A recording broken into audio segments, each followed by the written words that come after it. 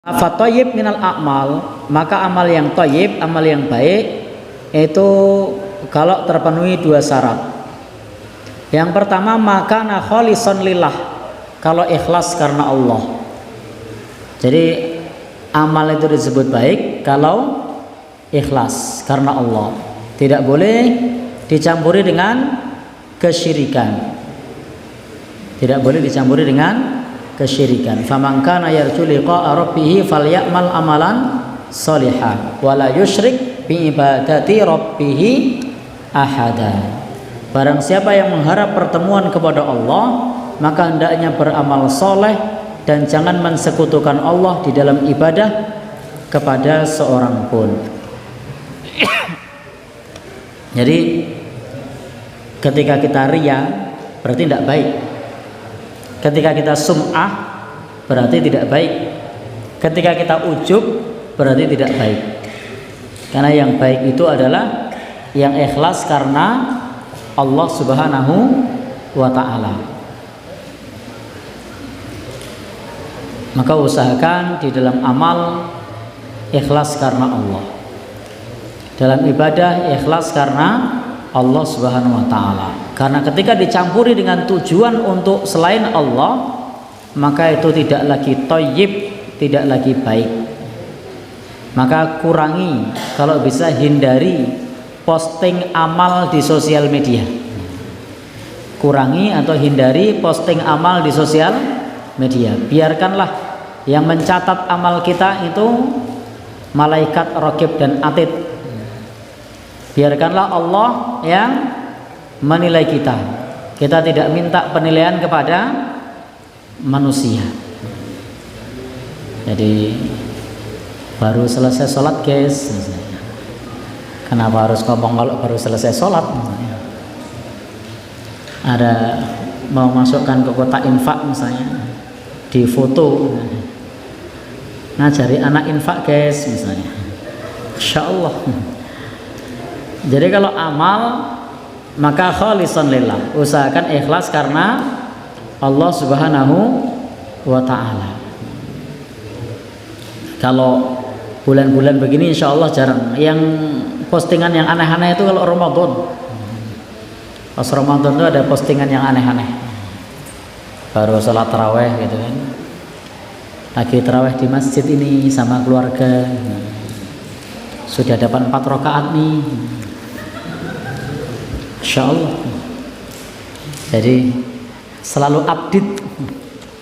Maka pastikan hanya ikhlas karena Allah, bukan karena yang lain. Yang kedua, muwafaqan li syariah. Nah, amal yang thayyib, amal yang baik itu yang sesuai dengan syariat. Jadi kalau tidak sesuai dengan syariat, meskipun dalam pandangan manusia itu baik, maka bagi Allah itu tidak baik.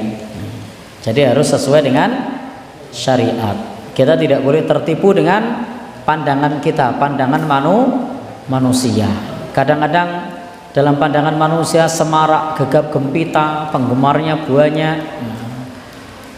Tetapi bisa jadi di sisi Allah itu bukan perkara yang baik.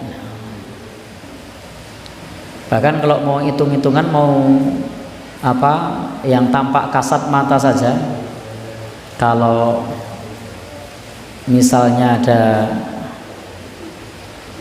perkara yang terkait dengan amal soleh, dengan maksiat, kalau mau hitung-hitungan penggemarnya banyak mana? Ada apa namanya, konser gitu, penggemarnya banyak enggak? Banyak. Full tidak? Full, meludak. Kenapa mereka bisa banyak seperti itu? Karena mereka menganggap baik. Padahal anggapan manusia itu harus dilihat itu dilarang oleh Allah atau tidak. Jadi dalam perkara muamalah itu yang dilihat dilarang oleh Allah atau tidak. Itu muwafakonnya seperti itu, sesuai dengan syariatnya seperti itu. Nah, kalau dalam ibadah dituntunkan atau tidak. Jadi kita tidak boleh tertipu oleh pandangan manusia. Tampak seolah baik, tapi ternyata bagi Allah menurut aturan Allah dan Rasulnya dalam Al-Quran dan As-Sunnah, itu tidak baik. Maka setiap kita mau melakukan sesuatu, segala aktivitas, pastikan ketika terkait dengan urusan ibadah muwafaqan lisyariah, harus sesuai dengan syariat. Ketika terkait dengan urusan muamalah, pastikan urusan tersebut tidak dilarang oleh Allah Subhanahu wa taala. Dan herannya perkara-perkara yang dilarang, perkara-perkara yang tidak boleh, itu malah penggemarnya banyak. Tapi kalau perkara-perkara yang dituntunkan, yang diperintahkan, yang dibolehkan, itu penggemarnya sedikit. Baik. Wa thayyib minal amwal, sementara thayyib baik dalam harta itu maktasaba antorikin halal. Jadi segala sesuatu yang diperoleh dari jalan yang halal. Maka harta disebut thayyib, disebut baik kalau memperoleh harta tersebut dengan jalan yang halal.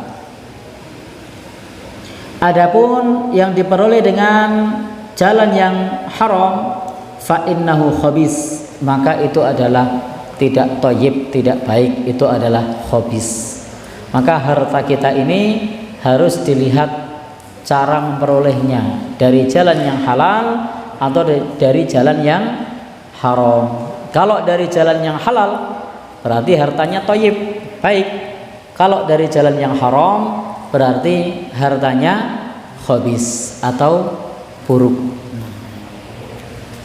Maka pastikan memperoleh harta dengan cara yang halal, bukan dengan cara yang khabis, yang buruk. Meskipun kadang-kadang kalau mencari yang halal itu nyuwun sewu sudah sulit, tidak banyak pula, tapi itu halal. Dibandingkan yang mudah banyak tapi itu haram.